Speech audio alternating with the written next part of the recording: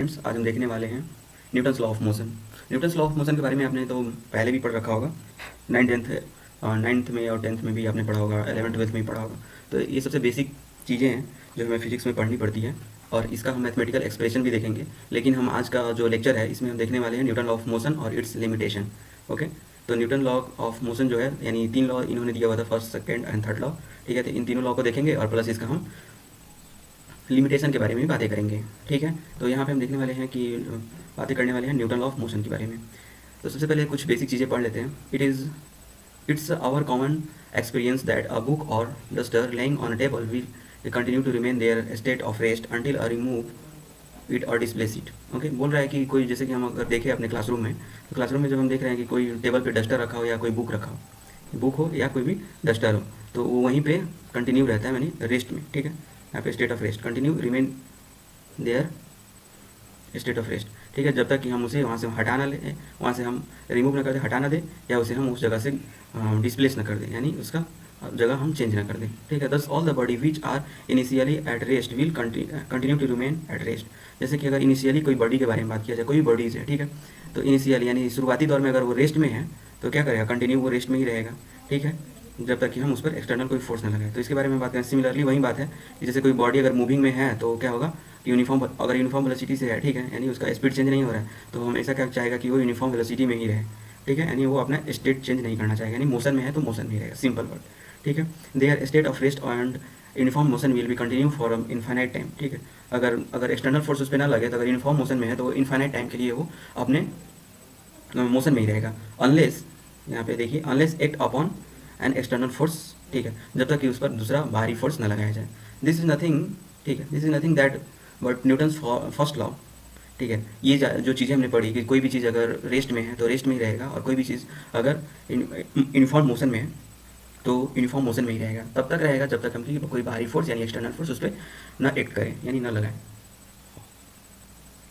तो ये चीज़ें क्या चीज़ हो गई, न्यूटन्स का फर्स्ट लॉ। ये न्यूटन का फर्स्ट लॉ हम लोगों ने पढ़ लिया। यानी न्यूटन का फर्स्ट लॉ क्या बोलता है कि कोई भी चीज़ अगर रेस्ट में है या मोशन में है तो तब तक अपना मेंटेन करेगी रेस्ट और मोशन वाले फेज को, जब तक कि उस पर दूसरा कोई फोर्स न लगे। ठीक है, तो न्यूटन्स के 3 लॉ पढ़ने वाले, फर्स्ट लॉ का यही है। फर्स्ट लॉ तो हम लोगों ने अभी पढ़ लिया, फिर भी हम इसका एक छोटा सा देख लेते हैं। Every body continue to be in its state rest and uniform motion. Motion का बात नहीं करेंगे, यूनिफॉर्म मोशन का बात करेंगे, इन अ स्ट्रेट लाइन। ठीक है, क्या होना चाहिए, straight line, unless act upon an external unbalance force. ठीक है, बोल रहा है कि कोई भी बॉडी अगर है वो कंटिन्यू अगर रेस्ट में है तो रेस्ट में रहे, या यूनिफॉर्म मोशन में तो यूनिफॉर्म मोशन में रहे, इन अ स्ट्रेट लाइन, यानी कोई भी एक, जैसे यहाँ पे सीधी रेखा है तो यहाँ पे रहे। ठीक है, देखो अगर कर्व लाइन रहेगा तो इसका क्या होगा, वेलोसिटी चेंज होगा, सब चीज़ चेंज होगा। ठीक है, और कोई भी चीज़ अगर मान लो यहाँ से चलना शुरू करता है तो यहाँ पे आएगा तो वेलोसिटी सब चीज़ चेंज होगा। लेकिन यहाँ पे है कोई भी चीज़ तो क्या होगा कि वो यूनिफॉर्म मोशन में है तो यूनिफॉर्म में ही रहेगा। ठीक है, तो ये चीज़ें बोल रही। सेकेंड लॉ बोल रहा था, rate of change of linear momentum in a proportional to impressed of force and take place in the direction of applied force. ठीक है, बोल रहा है कि rate of change of momentum, यानी मोमेंटम में जो चेंजेज आएंगी, ठीक है, टाइम के अनुसार, जैसे वो क्या होगा, प्रोपोर्शनल, किसके प्रोपोर्शनल होगा, तो वो जो हम फोर्स उस पर एक्ट करें, applied force, in the direction of applied force. ठीक है, तो इसका तो सिंपल रहता है कि यहाँ पे फोर्स क्या होगा, ये होगा आपको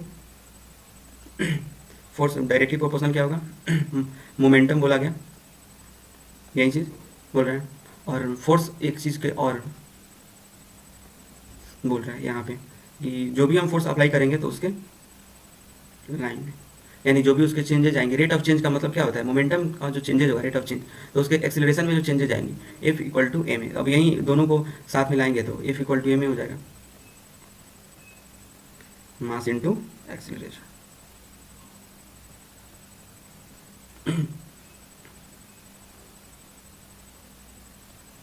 इस चीज़ को हम अच्छे से दिखाने वाले नीचे मैथमेटिकल फार्मूला में। तो अभी हम देखने वाले थर्ड लॉ है। थर्ड लॉ के बारे में हम लोग जानते हैं कि एवरी एक्शन रिएक्शन पेयर को हम क्या बोलते हैं, जैसे कि हम ये लिख रहे हैं, to every action there is equal and opposite reaction. यानी जैसे कि हम मान लो कोई दीवार को धक्का देते हैं तो दीवार भी हम पे उतना ही फोर्स से धक्का दे रहा है। ठीक है, तो इसलिए क्या हो रहा है, बैलेंस हो जा रहा है।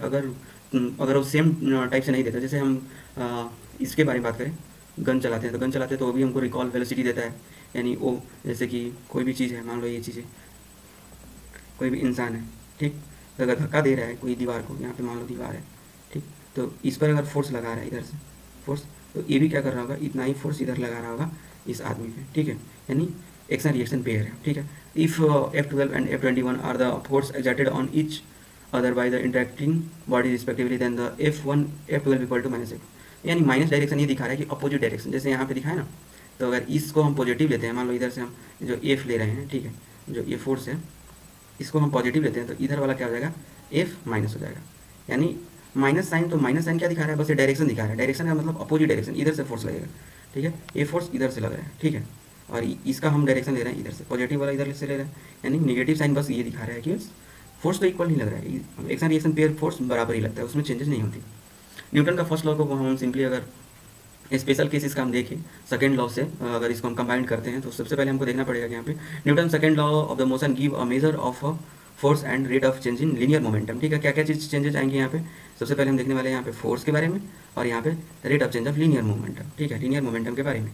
If P is the momentum, अगर P को हम मोमेंटम मानते हैं, गिवन इक्वेशन क्या हो जाएगा, P इक्वल टू एम, यानी हम मोमेंटम इक्वल टू क्या जानते हैं, मास इंटू वेलोसिटी, ठीक है। तो यहाँ पे मास हो गया, m equal to mass and v equal to velocity, यहाँ पे लिखा हुआ भी है।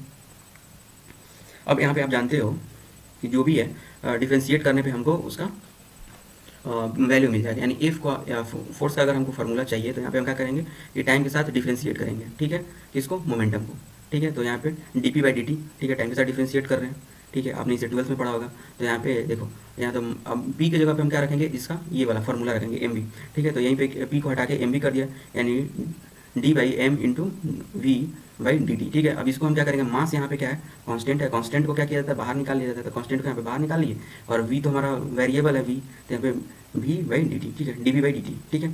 और वेलोसिटी को टाइम के रिस्पेक्ट में अगर बात करेंगे तो क्या होता है, d v by d t equal to क्या होता है, इसे हम एक्सीलरेशन बोलते हैं। यानी ये चीज़ें क्या हो गई, ये पूरी की पूरी d v by d t क्या हो गया, यहाँ पे आ गया एक्सीलरेशन बन के, तो ये यहाँ पे हो गया force equal to mass into acceleration. इसी चीज़ को हम यहाँ पे बताने की कोशिश किए थे, लेकिन यहाँ पे फुल इसका एनालिसिस दिया हुआ है, तो ये चीज़ें हो गई, ठीक है।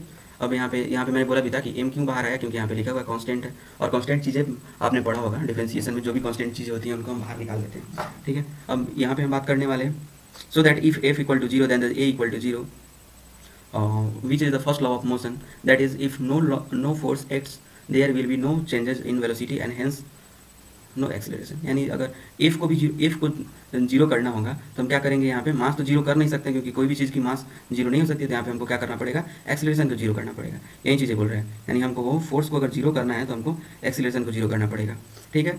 Which is first law of motion, वो क्या बता रहा है, ये फर्स्ट लॉ ऑफ मोशन को ये डिफाइन कर रहा है।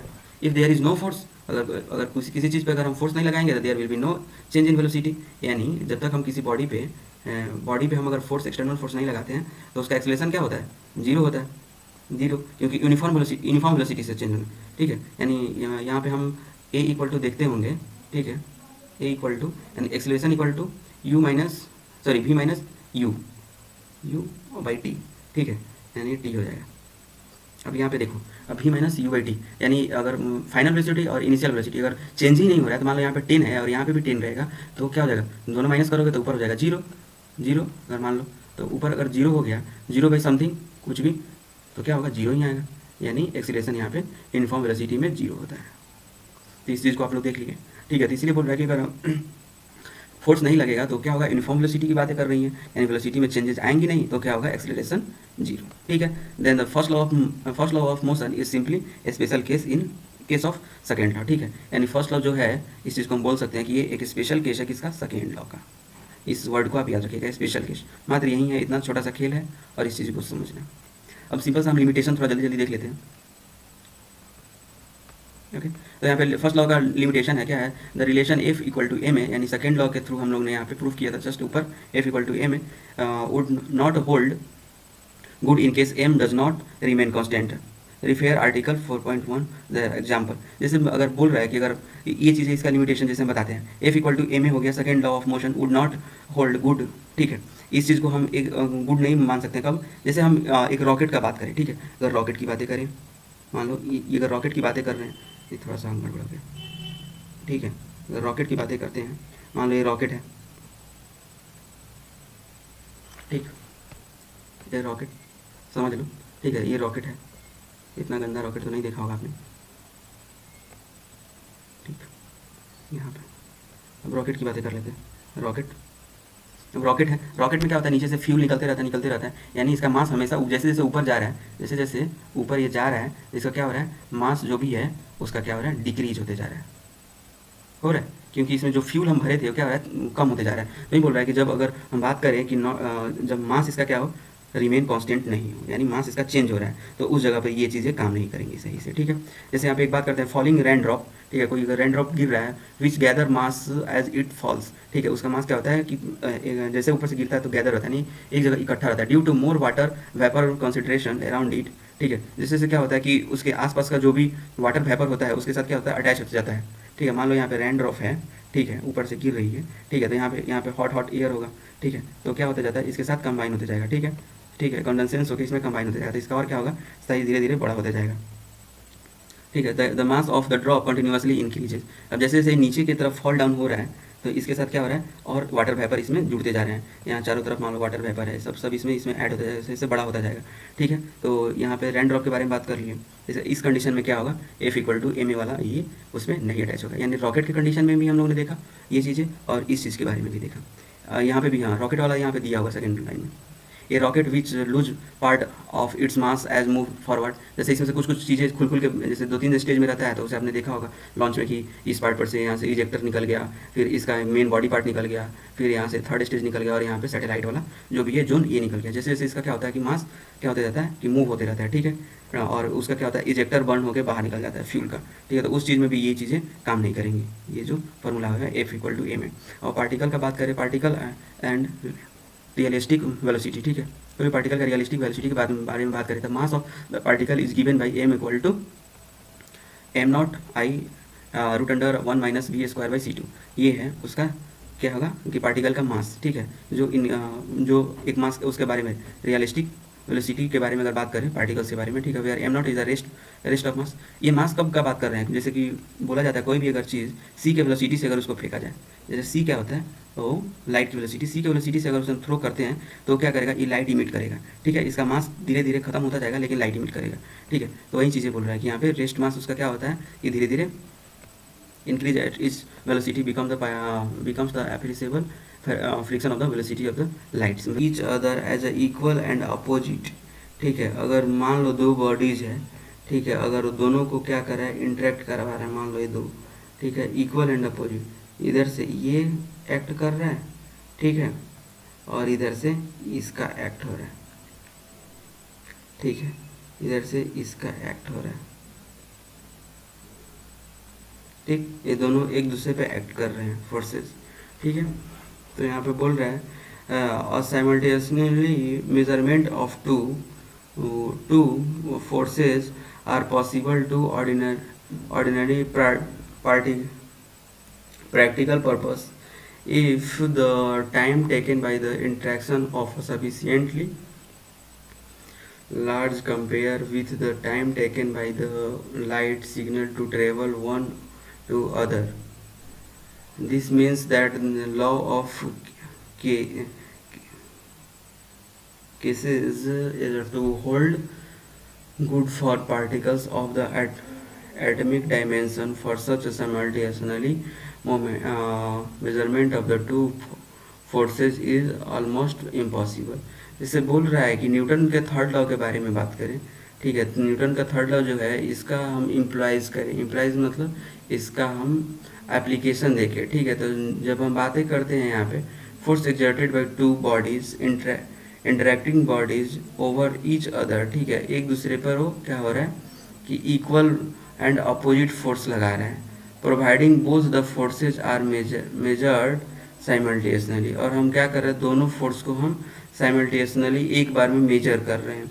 ए simultaneously measurement of the two forces is possible to ordinary practical purpose, ठीक है, और इस चीज़ को हम प्रैक्टिकल पर्पस के लिए हम अगर दोनों फोर्सेस को अगर हम कैलकुलेट करते हैं, जैसे इसका फोर्स को कैलकुलेट कर लिए इस चीज़ के और इसके बगल वाले का, दोनों का प्रैक्टिकल के लिए, if the time taken by the interaction of the sufficient large compare with the time taken by the light signal to travel one to other, ठीक है, वही बोल रहा है जैसे कि अगर लाइट का सिग्नल के बारे में बात करें तो वहाँ से अगर यहाँ तक पहुँचने में, और दूसरे लाइट का सिग्नल को यहाँ से यहाँ तक पहुँचने में।